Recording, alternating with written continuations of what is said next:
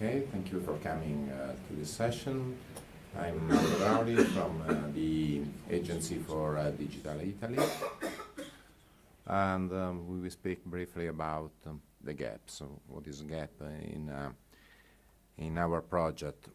Okay, and now we are going to speak about what will be procured, and what will be procured is selected study in more phases. We are working, the work package 3 of the project is completely focused on gap analysis.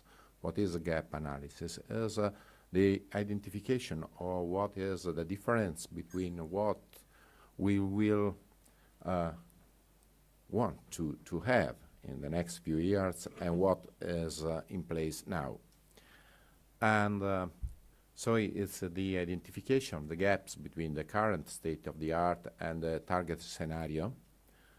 We will see together what is a target scenario for us.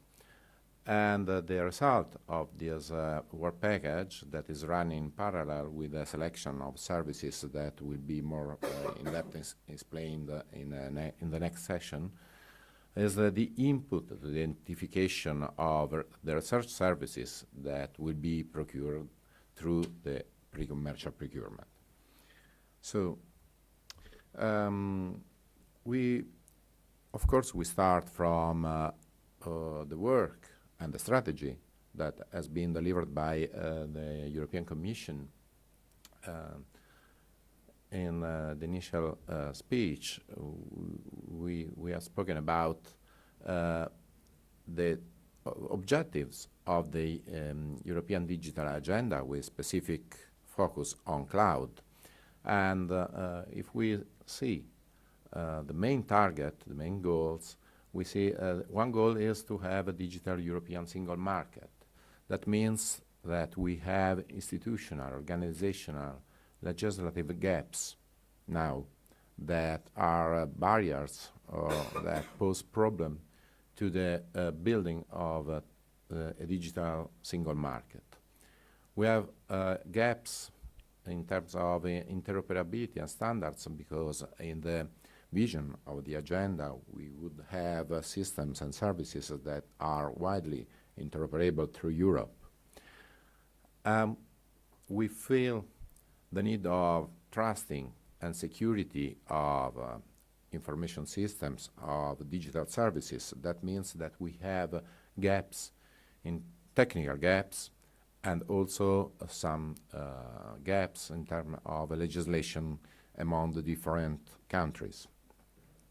The fourth point here is not really one of the three main goals of the European Digital Agenda. It was added it's an action that was added in 2012, if I remember, at the end of 2012, and is accelerate cloud computing through public sector buying power.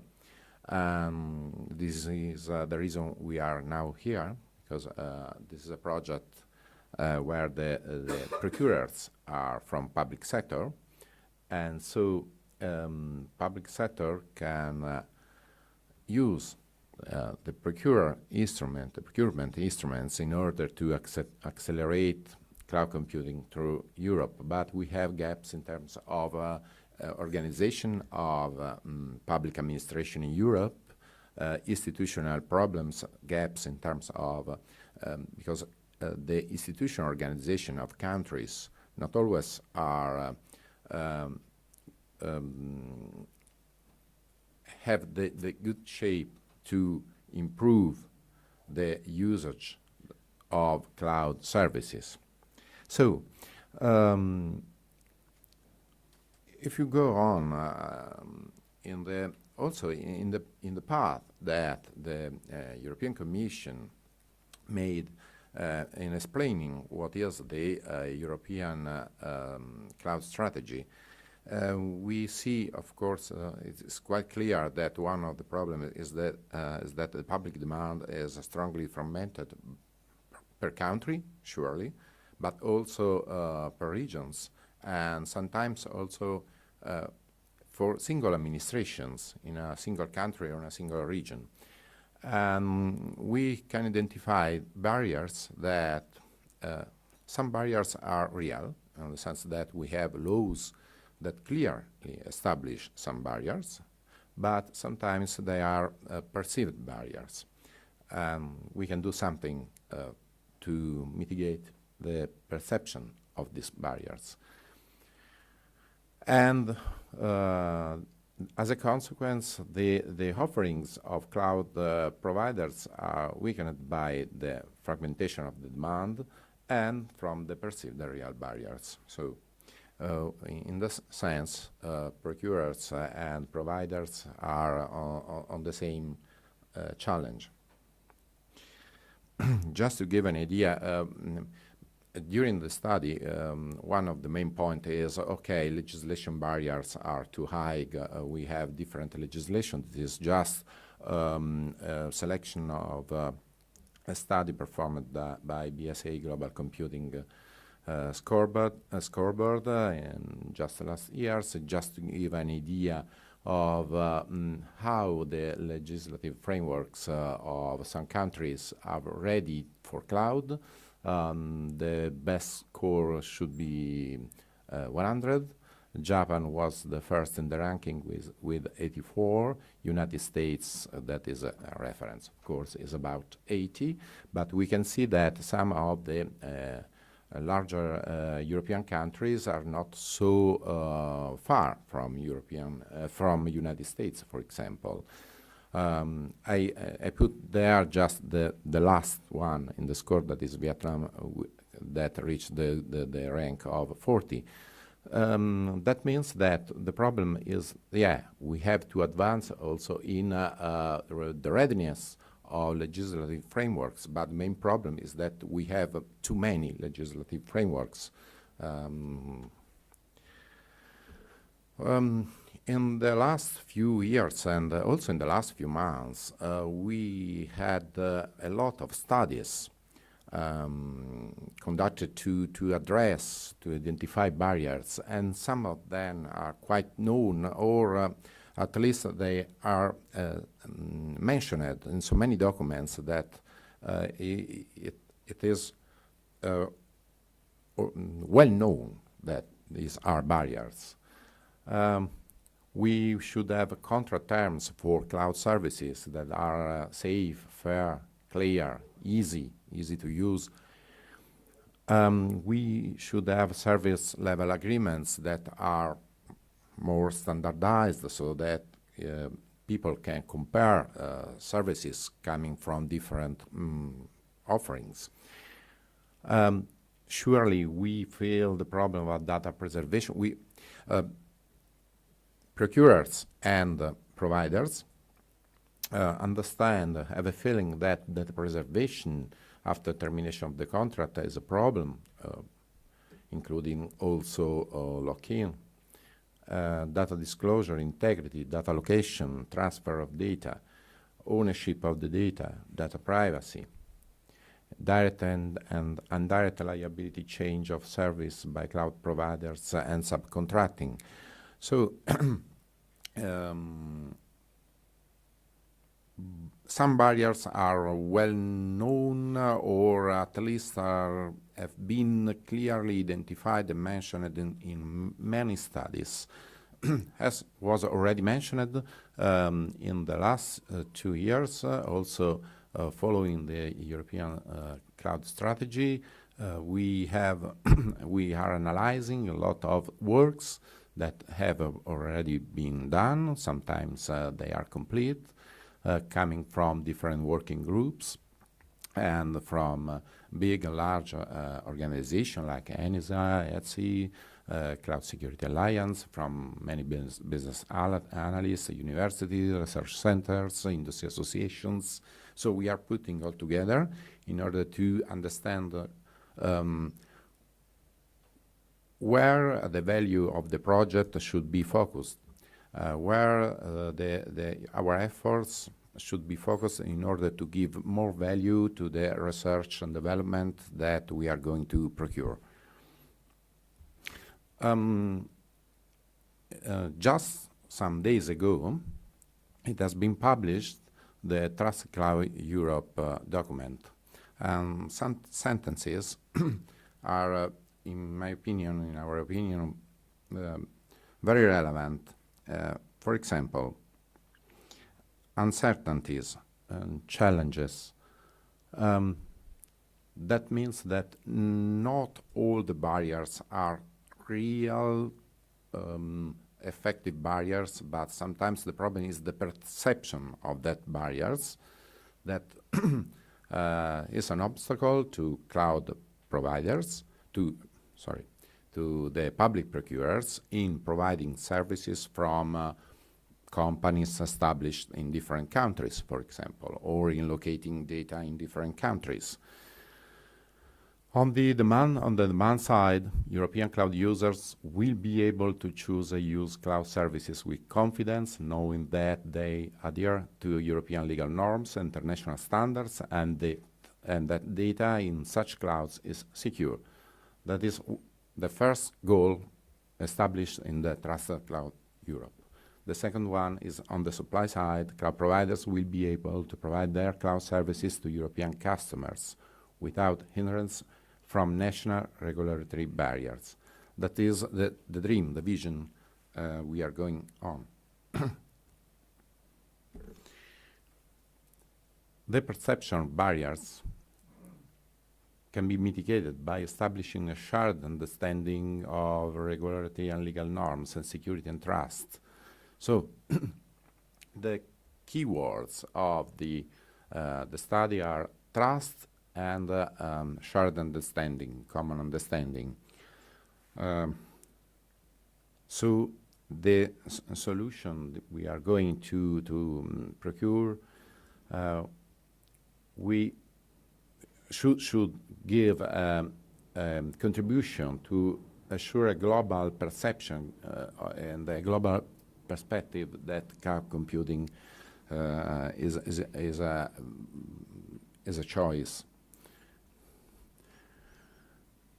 So the target scenario from the point of view of a procurer, if we even it's widespread recognized that even if there is a strong effort of the European Commission in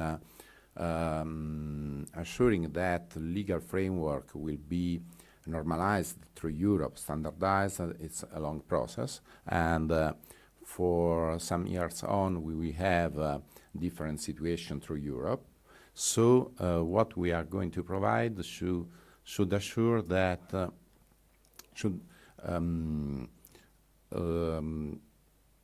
assure that even in a dynamic system, even if in a changing scenario, will be possible in many situations to assure that the public administration established in Wonderland could design its information system as a composition of services offered by public cloud providers established in its own country or abroad, services coming from private clouds owned by the Wonderland government acting as a cloud provider, services coming from private clouds owned by public administration, also established in other countries, and also services provided on-premise, because there are some legacy services, or because there is a critical choice and the administration decided to have on-premise. So we imagine a system that could support in a seamless, easy, dynamic, adaptable, flexible way, and very hybrid scenario that it will change in time.